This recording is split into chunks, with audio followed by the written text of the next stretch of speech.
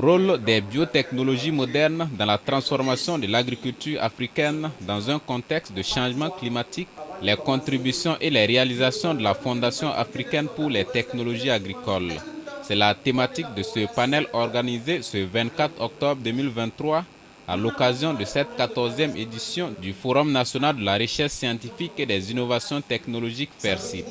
Ce cadre de rencontre et de partage d'expériences scientifiques est organisé par l'Institut de l'environnement et de recherche agricole INERA en collaboration avec le Forum ouvert sur la biotechnologie agricole au FAB pour mettre en lumière l'importance des nouvelles technologies agricoles en général et des biotechnologies modernes en particulier dans la lutte contre l'insécurité alimentaire.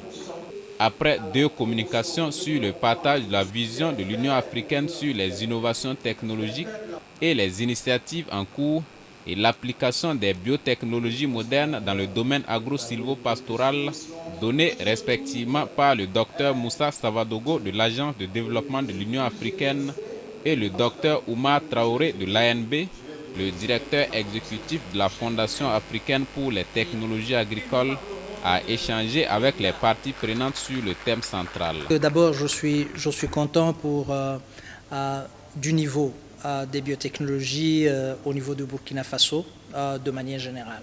Et mon appréciation se fonde essentiellement sur la capacité de Burkinabé à faire de la recherche-développement et à travailler pour avoir des produits qui permettent de résoudre un nombre de défis qui confrontent la communauté des agriculteurs burkinabés.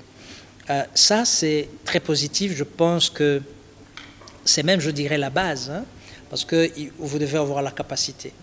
Vous devez avoir des équipements dans différents centres pour travailler sur ce genre de choses. Et Burkina Faso a fait des investissements dans ce domaine-là. Le docteur Kazunis Kanangire fonde d'ailleurs l'espoir que les biotechnologies modernes ont de l'avenir au Burkina au regard de l'engagement des chercheurs qui ont mis au point le coton BT.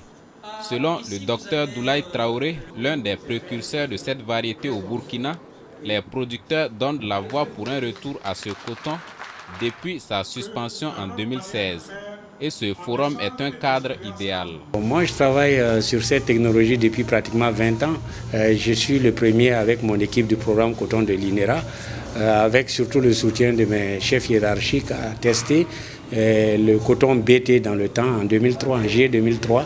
Et cette technologie a fait ses preuves jusqu'à sa suspension en 2016. Le sujet est d'actualité compte tenu du fait qu'il y a des producteurs qui se sont mobilisés pour que la technologie revienne et c'est vraiment une très bonne occasion pour nous tous de pouvoir échanger et puis de faire avancer les choses. Même si les défis restent énormes dans le domaine des biotechnologies modernes au Burkina, selon le directeur exécutif de la Fondation africaine pour les technologies agricoles, le FAIRCIT permettra aux chercheurs de ce domaine de lever les équivoques et vulgariser les résultats de recherche afin que les premiers concernés qui sont les producteurs puissent en bénéficier. Je suis quand même très heureux de ce forum qui a eu lieu, où le monde politique, les secteurs privés, les différents centres, les chercheurs, les universités, tout le monde a été là. Et j'ai été très content d'entendre la voix des fermiers eux-mêmes vous parler de leurs problèmes, de leurs succès, de leurs demandes.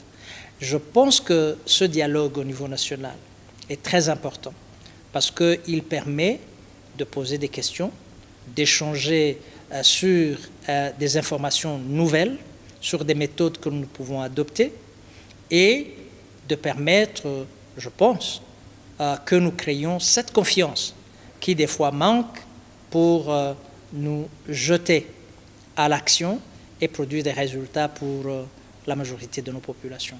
Les biotechnologies modernes sont une nécessité pour l'Afrique selon ces chercheurs car elles contribuent à trouver des solutions durables à beaucoup de problèmes dans le domaine agricole tels que les effets des changements climatiques et les attaques des ravageurs contre les plantes.